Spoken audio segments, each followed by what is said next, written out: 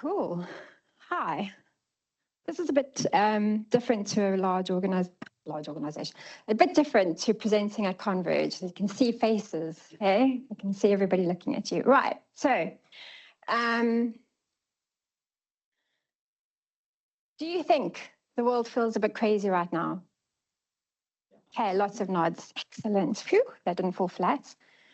And that's because, I mean, it is crazy right now, right? It's absolutely nuts. So look at all these things that we're being faced with almost on a daily basis.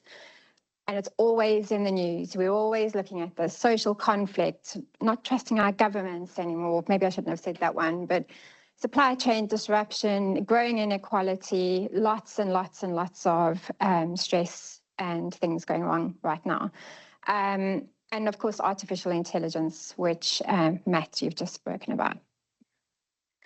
So who here suffers from anxiety? You don't have to put your hands up. Can you hear me now? Better? Can you hear me at the back of the room? Cool. I suffer from anxiety, and it's not always crippling, but it can be. And when I'm going through, this sounds really loud. Is that right? No, it's perfect. Okay. When I am the most anxious and sort of really going through a difficult time, I have these sensations in my body, right? I can't get enough air in, my heart rate goes up, I can't sleep, I get terrible insomnia. It's all pretty damn awful. And pretty much fight or flight takes over, right? But what I've learned over the years is to see the early signs of what's happening and when to be aware that something's not all well. And what starts to happen for me is all these really rubbish thoughts start to run really, really fast in my head, and it doesn't turn off. And I am constantly scanning for the next great big catastrophe around the corner. But what I notice about these thoughts, they are all in the future. None of these have actually happened yet. Now, what do I do? Because you can't live like this. You can't be anxious all the time. So besides going to see a GP, of course, I love my job. I want to keep doing it. So what do? And this is why, this is not really, can I get a thing? Microphone? Yeah, thank you. Very agile. Yes, very agile. Very agile. Great. Thank you. So this is why this talk is titled What to Do When the Future Turns You and Your Design System Team Upside Down. Obviously, I lead a team at Tesco. Oh, God, I didn't introduce myself. My name's Diane, by the way. I work at Tesco.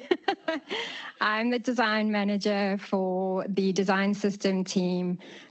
We work across commercial, customer-facing, in-store, everything, basically, at Tesco. We're a horizontal team.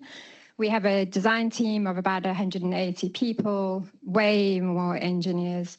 So we're quite small at the moment. It's just 3 of us, 3 designers. We are hiring, by the way. Anyway, so as I was saying, if I'm going to be leading a team, kind of need to get over this anxiety thing. You guys or the team needs to be set up for success. So how do you do that when you suffer from anxiety? So the first thing is sort out my own mental health. And I got myself a therapist. And she is fantastic, by the way. So she's given me this framework, and there are 3 steps to this whole thing. So I'll take you through the top 3 things that I'm worrying about at the moment, and we'll do this. But her first thing is you write it down. So whatever the thoughts are that are going on in your head, you write them down. what this does is it takes it out of your head and makes it feel a whole lot less terrifying by making you actually look at it and stop it from running around in circles in your head. And it starts to break the cycle of fear. And then once it's down on a piece of paper, by the way, it's good to handwrite these things, you apply the statement, is this true, is it false, or don't know. And what's really important here is the don't know, because what this does is it eliminates the need to be right. And if you're anxious, you will feel a little bit of fear about having to be right. So the don't know opens up your thinking, and it moves you from worrying into a little bit more of action. More of your logical brain starts to take over. Once you've done that, you can ask, what is the one thing that we can do to move this forward? And this is really important because this moves you from worrying into action. So we'll try this on the next couple of slides.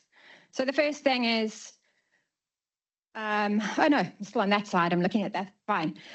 So these are our top 3 things. Will I take my job? I'm not going to introduce them all here, but we'll go through these 3. And let's look at this statement over here. I think a lot of people are starting to worry about this, and justifiably so. It's quite a terrifying statement, but I don't know. I don't know if it's going to take our jobs.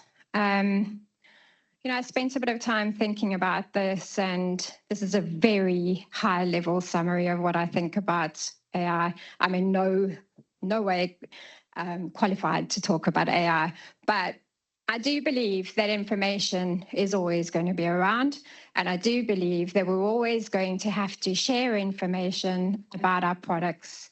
So our apples taste wonderful. This is how you get it delivered. This is what you do if they don't meet your expectations, etc.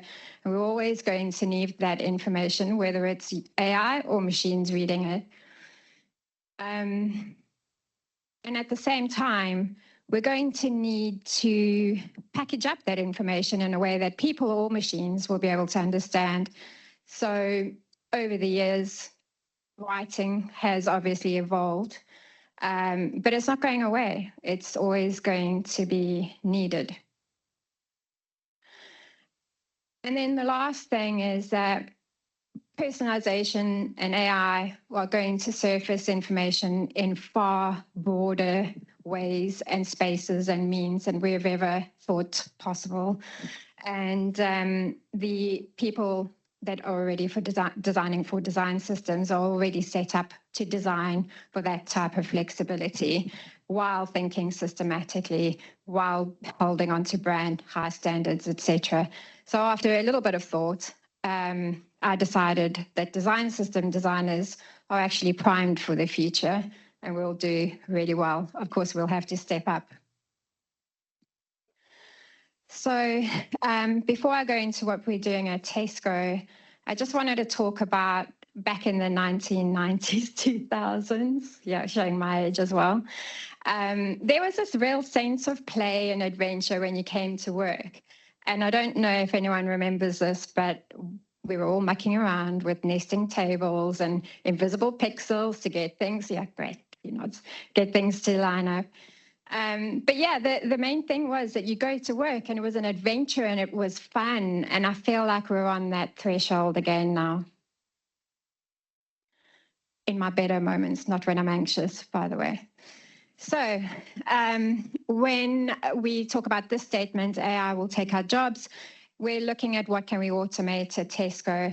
Now, obviously, I've put in the word bot over here, but it could be anything. One of the things that is probably our biggest time waster, takes up about 1/3 of our weeks, is supporting and managing the support channel. So we are working on a thing to be able to triage our requests that are coming through the support channel, point it to our documentation if it can be answered by that, or send them off to a DDS drop-in session run by one of my colleagues over here. That'll save us about a third of our time. And it takes us about 27 days to resolve a request in the support channel with all the conversations and things that are going on. And at the same time, it'll help us feel a bit better about our jobs. Nobody really wants to feel like they work in a call center. The other things we're doing is looking at our documentation to see how we can get that to be AI ready. We're looking at a storybook parser, a few other bits and pieces. The other thing we were looking at was how can we be present inside the design systems, the designer's workflow? How can we support them in the moment? So we were looking at building a plugin that it ensures designers use the right component, make sure they're using tokens, not hex values, etc. But 3 weeks ago, Figma kind of announced something that beat us to it. Anyway, so my heart rate starts to slow down when I start thinking about these things a little bit more logically. So let's look at the next one. This is probably something that maybe every design system team might worry about. I don't know, but it's something I would certainly worry about. And it is a rather terrifying statement. I don't know. I think this is a reality that we probably all need to face into. We probably want to look at the things that we promised, which was speed, scale, and consistency across the organization. Are we actually delivering on those promises? So I looked at what we were doing in Tesco, and we're kind of measuring against these things. Last year at the Converge conference, I spoke about Tesco saving 31,000 engineering days, which was something mad. It's like 194 engineers working across the year. This year, we're showing a 33% increase at the same time, of 50,358 days. I just want to pause there because I'm really proud of myself that I can say numbers better than President Zuma can. So the amount of pounds that we're saving the organization is quite crazy when we start to look at those numbers. In terms of the scale, we have, and this was a stat that we took at the beginning of the year, there are 150 teams using our design system across the organization. And our button components for consistency, I mean, I'm kind of reading in between the lines here, but the Figma analytics show that the button was used 437,338 times in the last 6 months. Now, in the last year. Now, I'm assuming that means everybody's at least using the same button. So we're probably getting somewhere there in terms of consistency. So I think it's unlikely that us at Tesco, we're going to lose our funding. However, I think there's stuff that we can do and we should continue to do. And that is to get really visible. We're looking at a content or a communication strategy. How do we get really visible? How do we get in front of our teams, share the work that we do, the struggles that we have, how we solve these things? And we want to take every opportunity to start doing this so that the teams can empathize with what we do and understand why it takes so long to get something out in the design system because of the rigor, etc., that we put behind it, accessibility, that type of thing. So in addition to that, we want to be sharing our value and our numbers, and we're looking at ways we can share this, like through TV screens throughout the office, etc. And lastly, the important thing with all of this stuff is to make sure that the right people see you. So the people who own the money, basically, you want to bring them along with you. We're also looking at what we can measure. There's a lot of really interesting data when you start to look at it. Our chats, our support channels, our drop-in sessions, who the most active people are, who ask questions, all that type of thing. So we're looking at this, and by the way, this graph is full of dummy copy, right? Like we didn't actually launch a chatbot that tanked our numbers in October. But basically what we're looking at doing at the moment is taking all this data, measuring it across adoption, and then over time mapping the events and things that we release and do across this timeline to see how the lines move and be able to talk a little bit about what we're bringing to Tesco. Right, so on to the final bit. Nobody wants to use our design system. And I think this one is true, but it's not nearly as dramatic as that. It's partly true, right? You're always going to have people who don't want to use your design system. There's always going to be detractors, and that is just the way it is, as much as we like to change their minds. But we've done a lot at Tesco to help adoption. We've pretty much done it all. We've spoken about the numbers. The numbers are quite large, but the numbers don't really talk about people, and they don't tell you that our users still struggle with these three things. So we have probably Figma libraries reaching in the hundreds inside our Figma organization. Do you know how many of those have buttons in them? And when someone does a search in Figma for a button, how do they know that the design system is, that's the one from the design system? So we don't actually differentiate our button names from other people's button names, which means it can be quite confusing for people to find things. Another thing, onboarding, well, we've been doing our day jobs and it's pretty hard to keep on top of all the onboarding, all the new joiners, all the material that they need to know. We've got videos, we've got a documentation website, we've got everything else, but we really need to get better at onboarding. So that's something that we're working on now, looking at material for them. And we've just started, again, the drop-in sessions that help people with a lot of this stuff. And then contributions. So contributions is an interesting one because we recently released a tiered level to our design system. So we drew a fence around the global components. These are things that we own, and the platform components. So these are things that we own as a design system team. These are things that everybody across Tesco uses, or everybody across Tesco using the platform use. And everything else is basically a domain component or a pattern, and those live in these domain libraries that we help set up. The problem is nobody knows what to contribute where anymore, and it's created quite a lot of confusion. So this is something that we're also actively trying to help. What we did is we launched the domain libraries, but we didn't give people support on managing those domain libraries. So this is a big area of focus for us as well.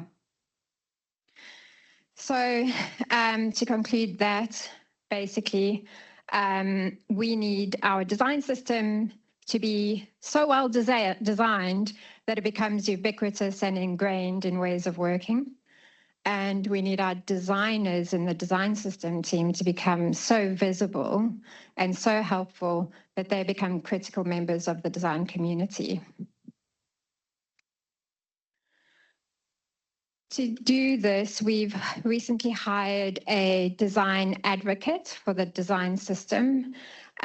She is running something we're calling the Design System Academy, DDS Academy, and she is leading on all of the customer-facing or community engagement aspects of the design system. We also have 2 open roles, so we're going to be hiring another designer. And with one of these roles, we're considering switching it to a content designer. So we're just trying to figure out what to do there. But I think we're in quite a good place. We're a stable team, and this allows us to be able to be a little bit more creative about our roles. So parting thoughts. Keep creating the future you want to see, or we are going to keep creating the future we want to see. I did this exercise on ChatGPT, and I asked it to put Maslow's hierarchy of needs through this and turn it into something for design system teams. And I can honestly say I haven't properly interrogated this, but I do quite like the concept. But when I did a quick scan of it last night, I can very honestly say that we're in a really good place. We have got all of our foundations met. We've got funding. We've got buy-in from senior stakeholders. We've got the autonomy. We've got the freedom to go away and do the things that we need to do. We're very well recognized within Tesco as people who know what we're doing and experts at our jobs. And we collaborate really widely with a lot of the design teams, of which there are many. So we are entering the top tier. I think we're about to evolve and become super strategic and meet our full potential. So those two roles, it's a good time to join Tesco. Sorry, GSK. Thank you. So I think what's really important here, especially if you are dealing with anxiety, is specifically around work. People are the heart of the system. People make the system for other people. And that's really something we should never forget. And it's not just you alone. It's a team. There's a team around you all the time. And a team that's using your product. So yeah, heart rate back to normal. What I will end with is something that stuck with me for 30 years now, I think it is. Do you know that the physical sensations in your body when you are frightened and when you are excited are exactly the same? Great. I didn't know that, but I did. I knew it 30 years ago. Now, oh yeah, whatever. So the only difference is how your brain interprets it. That's it. So we can totally choose how we want to face into the future. Thank you.